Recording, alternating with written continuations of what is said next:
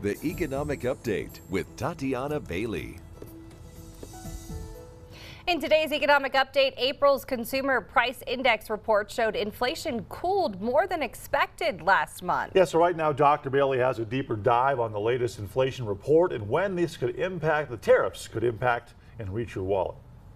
The latest CPI report for April showed inflation slowing to 2.3% year over year. That's the lowest rate in 4 years.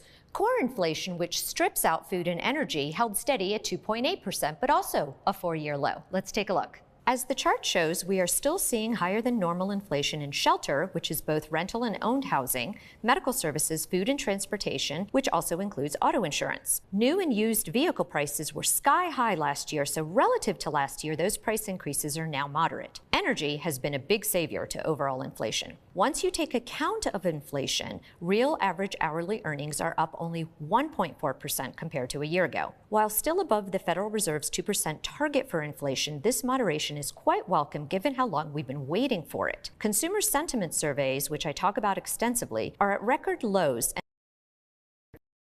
relative impacts of years of higher than normal inflation. The next chart shows this painful reality. Here you can see that over the past 6 years, price increases for many everyday goods are roughly 20 to 75% higher. Americans are just not used to this. I know I am not, as I recall reasonable grocery and utility bills during all the years of raising 5 kids. Meanwhile, real or inflation-adjusted hourly earnings are up only 3.4% over those 6 years. Again, the gain in earnings is eroded precisely by inflation. An important caveat to all of this relates, of course, to tariffs. We all welcome the recent de-escalation of the trade war, but it's important to put the tariffs currently in place in perspective. The last chart shows the effective tariff rates going back to the late 1800s, including the famous Smoot-Hawley tariffs that exacerbated the Great Depression. We can see how high U.S. tariff rates would have gone with 145% rates for imported Chinese goods, but without those and with the pause on other tariffs, our new tariff rates today